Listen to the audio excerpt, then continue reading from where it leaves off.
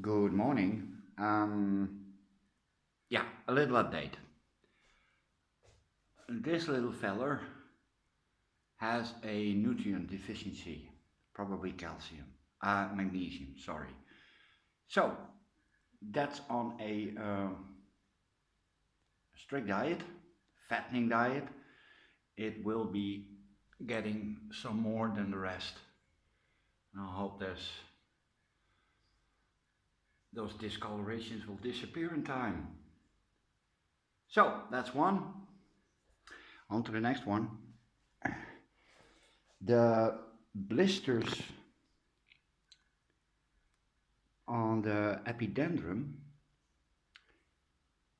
isn't bug damage. Lillian sent me a link this morning, and one of them didn't work, but the one that worked had the answer. This is edema, and it has to do with the amount and frequency of water you give. It takes up more than it can handle, and that results in blisters on the leaves. Yeah, it's a, yeah. I think it's the same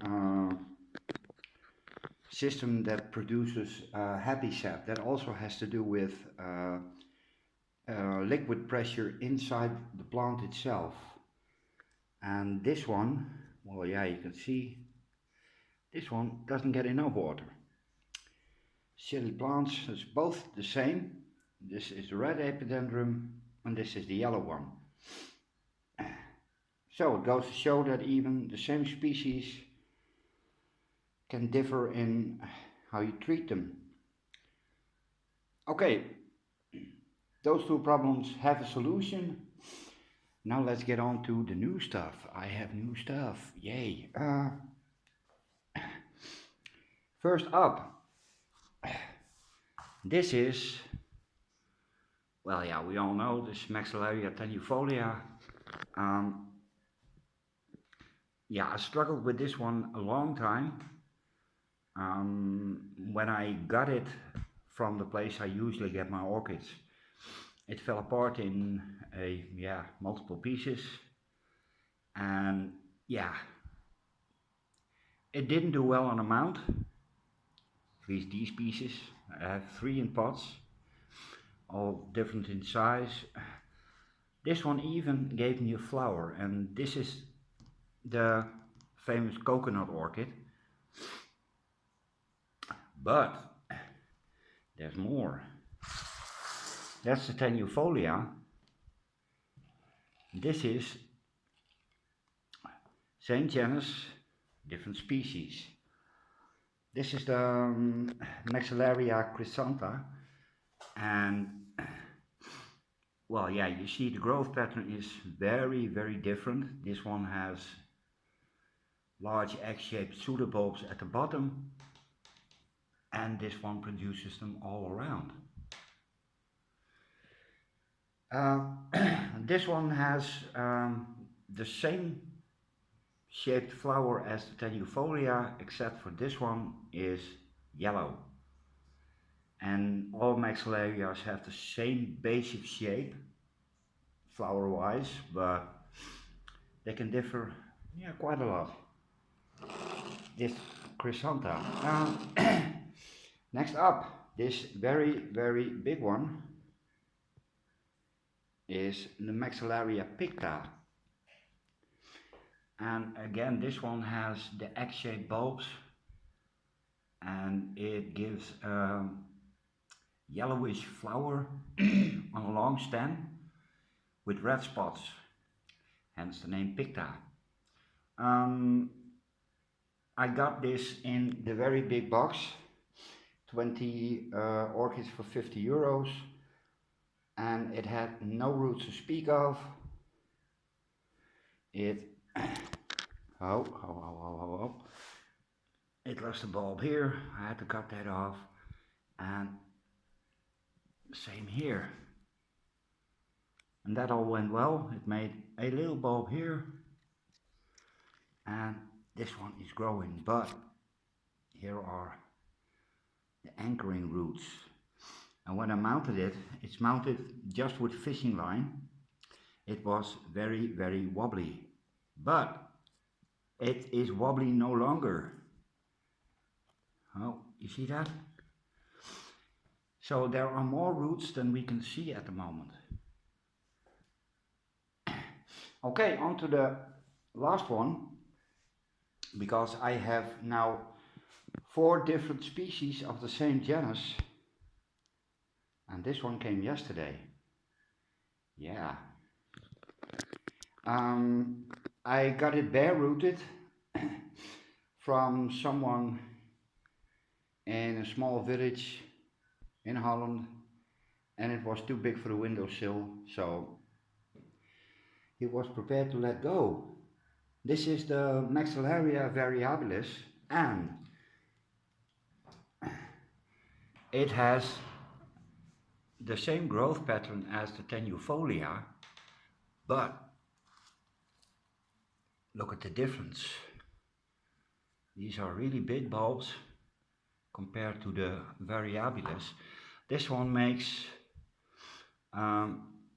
yellow flowers, but the petals and sepals are larger than with the tenuifolia or the picta.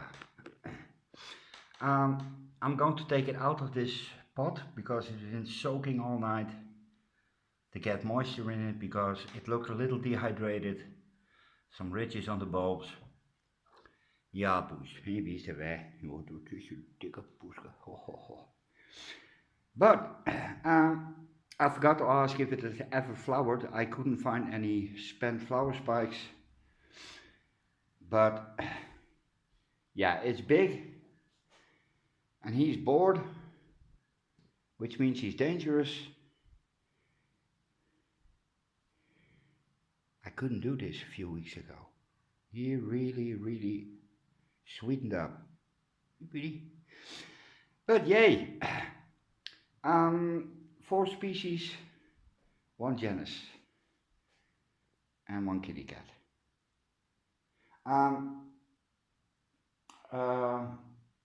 Hold up, where do I have it? Pause. Here's the other tenuifolia. That one is mounted, and well, it basically had to restart again, so it's not that big yet, but it has some pretty new growth. This one is starting to plump up again, so here's another bulb formed, and yeah, I'm expecting a flower, maybe more, because these are the same as the little one on the table. And pause, this one really smells really strong. Lovely. It's a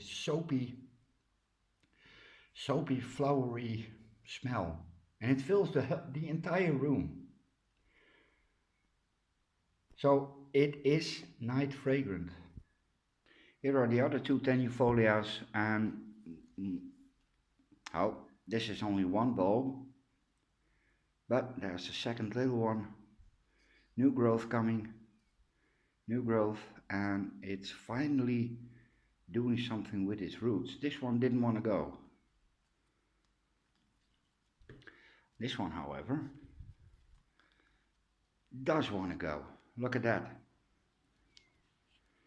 And these are basically up for grabs. So this one is well established, needs a repot, but I'd rather not do it myself, so I'm going to pass the buck.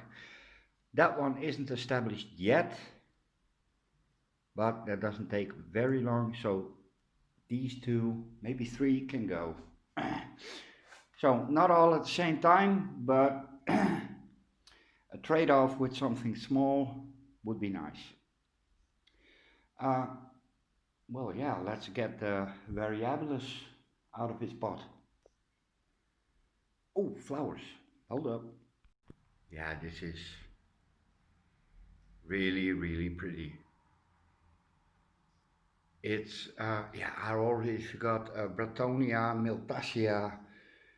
There is shelob in it. And yeah, it looks, the lip looks a bit Miltoniopsis. And for once, the camera does capture the color. It really is this bright. 3 more buds to come and they will open. I'm pretty sure of that. So I have a new species. God, that tulip stinks. Damn. Um, yeah, that's about it on the flower front. Ooh, look guys. Caesius trichostata. A new root. Yay, and here as well. So, I think I've beaten the odds. The repot remount went well. Yeah, Maxillaria Variabilis. Stupid names. Okay. Um, Yesterday was hot. It was 31.8. And today is going to be hotter. Yay. And yeah, personally, I'm not that affected at the moment, strangely. But it's really hard to get the heat out of the room. I woke up this morning at 6 and it was still 25 degrees in the grow room with a very high humidity. So everything is open, but there's no wind, so there's no airflow. And I can't work with the fans on because that is maddening. Yes, it is. Okay, Kitty, your service is no longer needed, so please shove off.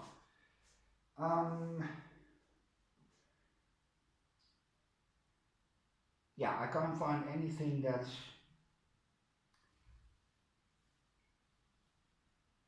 No, I don't see any old spikes. But yeah, I'm now going to divide it. It's really, yeah, could this be called a specimen size? I think it is. Uh, it's still in the crap it was bought in, so that's why it's been soaking. Let me get a newspaper of some sort. Yeah, this is an article. It's Dutch, of course, but um, it says because a luxury villa park in bulk can build nowhere else, damage to nature is okay.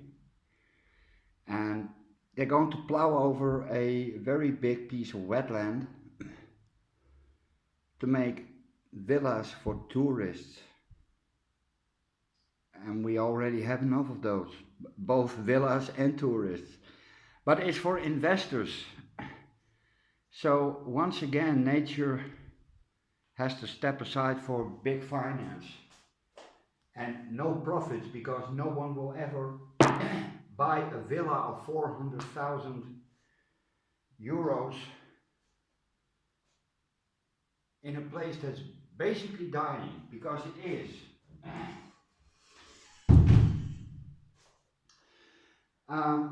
This town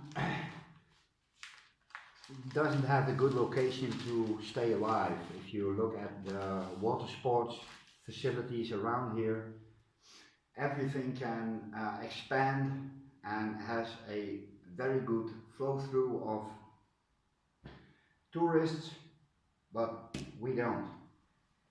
So it's basically, as we say in Holland, palen voor de zwijnen, which is feeding pearls to pigs. Okay, Poes. Yeah, I'm gonna pause you because I have to remove a kitty, and I'm going to do that with little kibbles and bits because they make noise and that makes him come to the kitchen. Hold up. Yeah, and I didn't even read the article because it pisses me off immensely. It really does. Okay, let's get the Maxillaria out of the pot.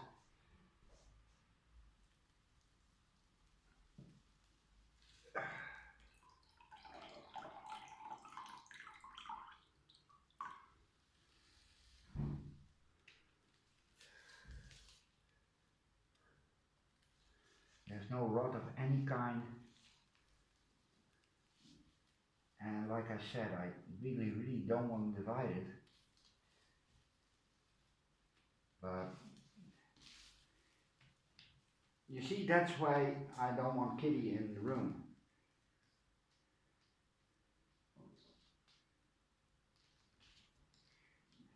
Always works. Toekom, donder op.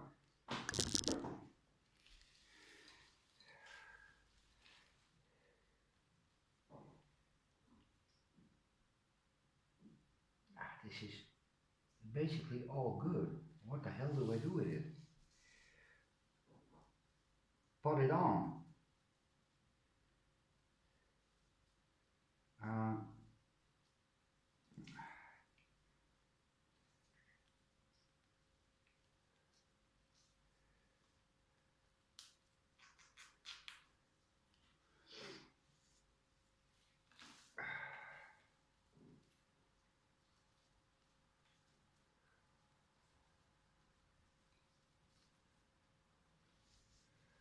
yeah, there's some rotten stuff.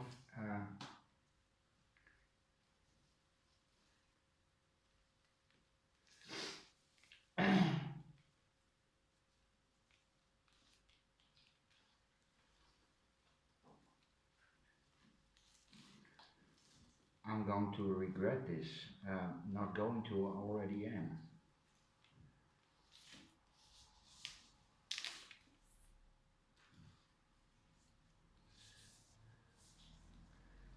Yeah, I'm going to do this another way. Hold up. Okay, I really need some advice on this, so um, I'm not going to do anything else. There's that's nothing but roots, just roots. So my question, dear viewers, is um, how do I proceed? I have some small bark. Well, I have plenty of moss. What do I do now? Pot it on. So don't fuss around with the roots, just put it in a bigger pot, fill it up with small bark and let it rip. Or rip it. Just divide it and see what I'm left with, because it's big and it's very crowded in here. Yeah, I'm afraid that's going to be a rot at a certain time because uh, I don't grow on windowsills. I have a warm climate here, very high humidity, and even with everything open, it doesn't get below 60, so usually it's about 80, 90. So what to do? Put it on or rip it apart? Let me know in the comments.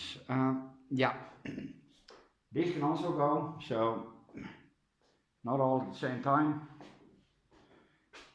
Yeah, eagerly awaiting your comments. Later.